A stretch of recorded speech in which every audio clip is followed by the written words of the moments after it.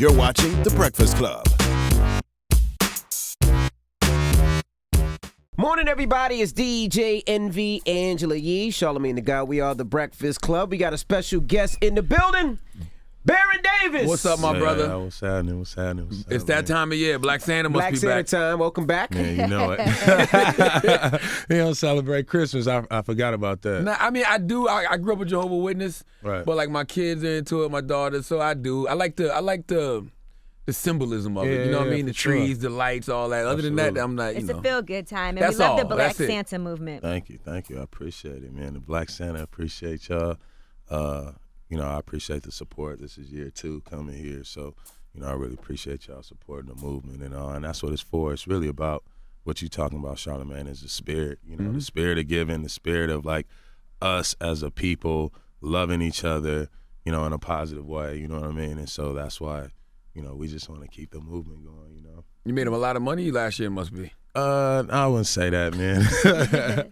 You make some, you lose some, you spend some. You know what I mean? It's all about the relative. spirit. Yeah, it's And all it's also relative. something you just started last year, so we're hoping every year it'll grow. Yeah, for me, it's kind of like my first stab at outside of basketball, going into the startup world and being a creator. You know what I mean? And just trying to put together what I think is, my creative solution to a lot of things that I see like that's going on in the world. And so, with the Black Santa, it was like I want to put something in the world that's positive, you know what I mean, for our kids that we can own. That's a part of like our own movement. And so, sometimes you can protest, but, this is my solution to protesting. You know what I mean? It's education, storytelling, music, things that we want to see and kind of like challenge that, challenge media in that sense. I know we asked you last time, but I can't remember. How did you? What gave you the idea of the Black Santa? Why'd you start it? I was at a Halloween party. I remember I was hurt and I went back to LA. I didn't want to go out. And it was like, yo, you got to come out. I was like, I ain't got no costume. And in the back of the closet, it was like, I was like, hell no, I ain't putting on that Santa costume. Put on a Black Santa costume. And I was still hurt, so I couldn't really walk around at the party, right? So I found a cool, comfortable spot, and I wasn't really paying attention. I was behind a tarot card lady, I was behind a fortune teller, and I was by the photo booth. So everybody thought that I was a part. Oh, the party. Right. Thought I was a part of the party. They And were so sitting on your they just lap? come sit on my lap. They was drunk, started telling me stories. So I thought it was That's fun. how a lot of guys are getting caught up nowadays. Women, drunk women sitting on their lap telling them stories. Well, Not me though. Now you did a mixtape, Yes. holiday themed mixtape. Yeah, so we did a holiday mixtape. So what we did, to continue the story, was we developed more characters, and so this year the story, the book coming out, the mixtape, and it's all about Black Santa and all these characters, showing his world of like diversity and inclusion. Is there a Mrs. Claus or a bunch of baby it's mamas? Mrs. C. It's Oh, Mrs. C. okay. Yeah, so she a feminist, she independent. She was born on Valentine's Day, so she's like the continuation of our storytelling. Like she represents love, so she got a song on the mixtape. Black Santa's more like the DJ, the host, and so each character, as we expanded, like Chili the polar bear is his accountant. He loves hip hop, so he kind of sound like Biggie. And we just want to continue the storytelling. So by next year, when the musical and the animation come out, it's something that we can take our kids to the movies. You know what I mean, and kind of like celebrate We our need these music, stories. our Absolutely. culture. Do you feel a sense of finality when it comes to the NBA? Have you gotten that out your system? Because you always say man, little things no, here and there, like I hell want to no. come I back. saw that this Hell year, no, Baron hell Davis no. wants He to wanted to come come back. back. He They definitely need to wanted to put come me back. on the court. Hey, I'm gonna always say that. You know what I mean? But I don't know. It's just like it's in my bones. It's in my veins. You know what I mean? And still young, relative. He's still young, and so a lot of times it's like you still want to hoop. You just don't want to hoop 82 games, be traveling all the time. What about the big three? Yeah, the big three is possible, man. The big three looking good. I didn't play in it last year just because I was, trying to do this and trying to build this company. I So think you wanted to see how it went first.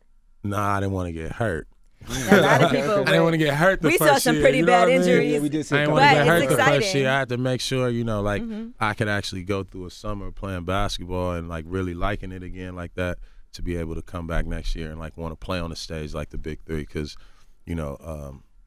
it's tough when you're going through it, because it's like, man, do you want to play in front of an arena like that, or do you just really want to hoop with the homies? You know what I mean? That's kind of like hooping with the homies. It's, it's like 8 games. Nah, but I was watching it. It get intense. Rough. Yeah. And it's so quick too, because it's 3-on-3. It's but you get that intense though, so I think that'll be perfect for you. Exactly, and I'm like, man, do I want to go through this again? That's a lot of anxiety and PSD. Yeah, I guess you're probably always thinking about, damn, am I gonna get hurt? Am I gonna get hurt? Am I gonna get hurt? That's the last thing you. That's the last thing you want to do when you retire, dog. Is get hurt. Yeah, you know what I'm saying. So, but you love the game, and so you play. You don't play to get hurt. You once you get out there, and you're not thinking about like what you did hurt before. Then that's when that's when you see like a lot of guys, even when they come back from injury. That's the thing that's the hurdle they got to kind of overcome. Do you feel cheated? You feel like you got cheated out of some good NBA years? Yeah, I did. Damn. Yeah, I do. I don't know if you're a spiritual person, but like that kind of stuff make you question God, or? No, never, never. Because for me, I always thought that my calling and my purpose and my journey. Like I took the road less traveled every time. You know what I mean? And that shit kind of like one big circle. You know what I mean? And I'm kind of landing at my destination again. For opportunity to do this. Through making movies, stories, writing books, things like that. So it's like I'm able to connect with everybody in sports on a different level, but also people in entertainment and music, you know what I mean, and business and finance. And so, like, that's far greater, you know what I mean, than, like, having to play on a team and somebody, you know what I mean, and have to deal with those politics. Like, I'm actually in control, and it's, like, a beautiful thing because I get to, like, meet a lot of people, who do great things that get, that don't get the recognition, don't get the funding, don't know how to meet this people, this type of person. And so kind of through this Black Santa Company, it's just kind of, like connecting the dots. You know what I mean? And some people don't even know about your production company that you have. You've been producing documentaries. Yeah. And you have a deal I read in Variety with Issa Rae and Amy Pascal. Yeah, so we got a couple projects on the table. One at Sony with Amy Pascal. It's kind of like a story, like it's my version of He Got Game. When I was here, I wrote it when I took Spike Lee class. I was like, yo, I got a movie and I'm gonna beat He Got Game. And he was like, yeah.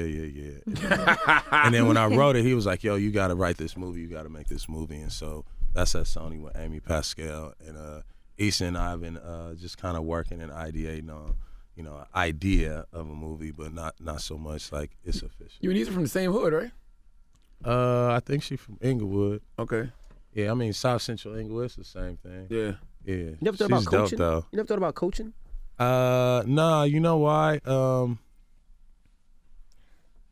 I'd rather coach kids. You know what I'm saying?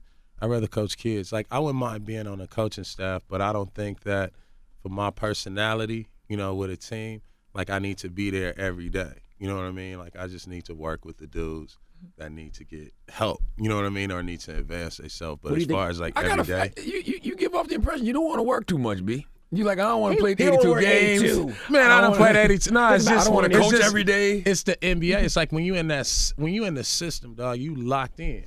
You know what I mean? So you completely locked in. Your family, everybody has to follow whatever is according to this schedule. Yeah. So if I'm coaching, I gotta be all the way, I gotta dive all the way in. So whatever else I'm doing, I can't do it. You know what I'm saying? And so that's why, like, for me, it's the freedom, because it's just shared knowledge. Like, I can come in and be like, yo, do this, and, like, make the dudes feel good. Right. You know what I mean? Make them feel good about themselves, or talk to them in a different way instead of every day in their ear. You know what I mean? Especially these young dudes. It's like, because they get hated on so much, because, they can't do this, and it's just dudes just barking in their ear, when sometimes you just need to explain it on their terms. You know what I mean? And you may have to rap it to them.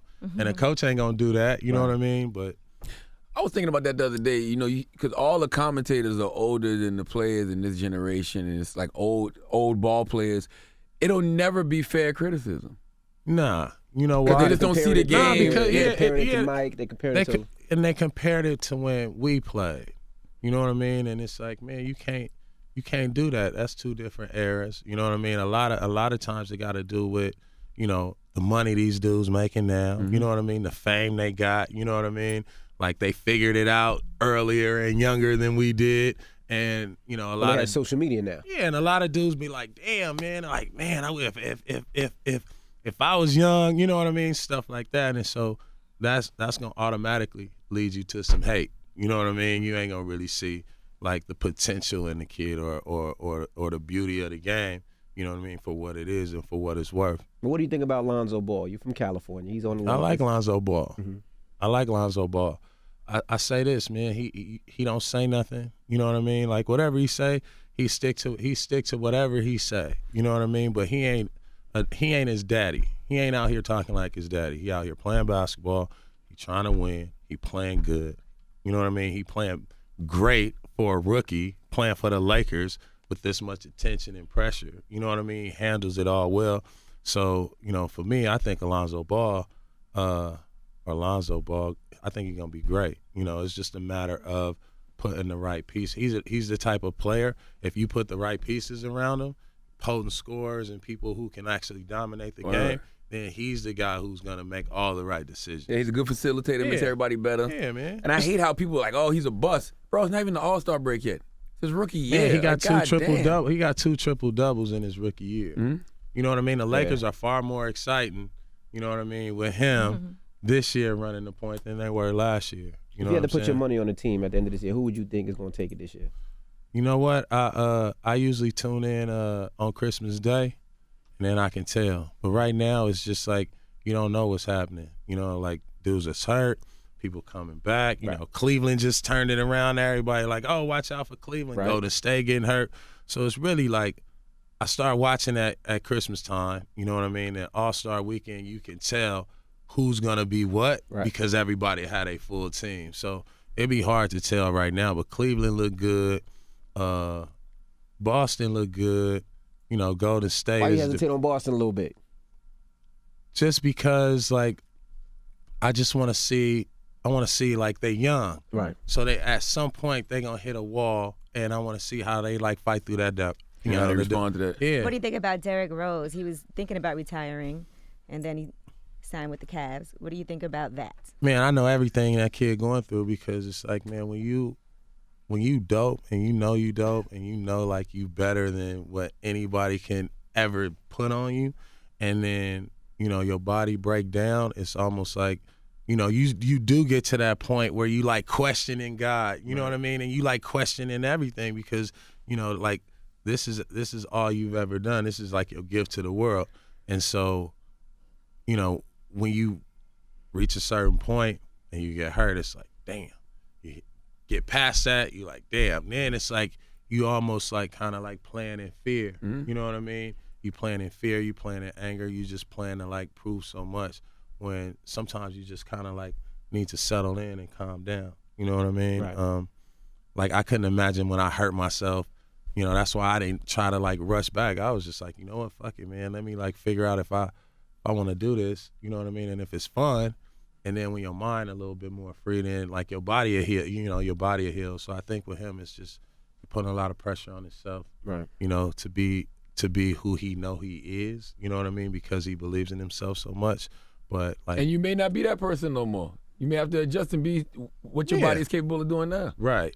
But you know, when he was playing, he was balling. You know what I mean? And so, and so the thing is just you have to adjust like the velocity. You know what I mean? You gotta adjust like you know the pressure you put on yourself, and you just gotta like figure out. You know, like where's your game? Like where are you gonna be the most effective? You know what I mean? Absolutely. Because that's got to mess with you. Because it's like I'm out here, I'm on the court, but I'm just not playing the way I used to play. You know what I'm saying? I keep getting injured. I got the ability. Yeah. And you playing on a different team too. So this ain't when you first started in Chicago and everybody needed you and everybody needed you. So like it's a different team. You got LeBron, you got J.R. Smith, Kevin Love. You got dudes who can do so many things. And so now you got to like figure yourself out, figure the team out, figure my game out. Like, you know, it'd be a lot going on. It's more mental than it is physical. And then a lot of times, like, you know, your mind can get tied up in like a Rubik's Cube. You know what I mean? And then that's when like your body fail you because you just trying to do too much, and then you start working out harder. And you know, the coach is like, get more shots. You ain't hitting shots. So that's why I don't like coaching, you know what I mean? Because like the pressure is too much pressure on these dudes to like perform every day when they got 82 games, you know what I mean? Right. You told Bleacher Report. Bleacher Report said they overheard you say that you could help the Clippers immediately. Man, immediately. Clippers, Knicks, Hey, my Knicks turned it around a little bit, man. Nah, You think Knicks you are can keep up not. with them young boys? These young guards is fast as Ah, hell. man, look, ask him, man. I was playing. Ask any dude, say, hey, can you guard BD? Ask any of them. This summer, I was tearing them up. Victor Oladipo, tearing them up. Who else? You heard his singing? What about Russell He can Westbrook? sing, Yeah, man. he can sing. I mean, now, see, like, That's I what be I'm coming off the saying. bench, dog. But, you know, I don't know. Can Russell Westbrook guard me? Steph Curry. He dunked on me, though. Remember I told you that last year? He dunked on me, and that's when I was like, damn, dude, I can't play in the NBA again. And then I came back this year. You know, I was looking for him, but he was like, man, BD, go on, man. You too old. I was said it looking straight for him. like No, that? I was looking for him this summer. You know, that's when I get to come alive. Yeah. Any documentaries in the works? The George Man Ice Gervin documentary, Iceman George Gervin documentary we doing. I just finished a show, kind of like my version of Curb Your Enthusiasm. Oh, that's my show, you know. Yeah, so it's kind of like that around like, you know, me and this kid. He a social media star, B.A. Like he do a lot of impersonations, so he come to be my assistant for the summer, and like he got a, you know, a men's fragrance and all that, and I'm like mentoring him. It's pretty funny. That and then that's it, man. Just working on this animation and this Black Santa. So next year it'll be a full like cartoon It'll movie. be full with- cartoon. You could go to the animated. movie theaters and see. Hopefully you go to the movie That'd be theaters or really exciting. Netflix or you know, Amazon. So we're in talks with a lot of people now. So that's the next step for Black Santa. That's the next step. Dope. You know, I like and it's that. like just taking baby steps to make sure like we get a movement first, you know, and the people like, you know, believe it and have it, and they feel like this is a story and this is like our movement to tell. You know what I mean? All right. We appreciate you for joining us Appreciate as you. Yes, sir. always. Check out the mixtape, man. I want to know what y'all think. Okay. The animation, we got some short form animation, the book. You know, I just think the story would kind of just resonate with all of us. You know what I mean? Because we are the majority and not the minority. You know what I mean now? So. Word. There you have it. All right. Well, it's Baron Davis. It's the Breakfast Club. Good morning.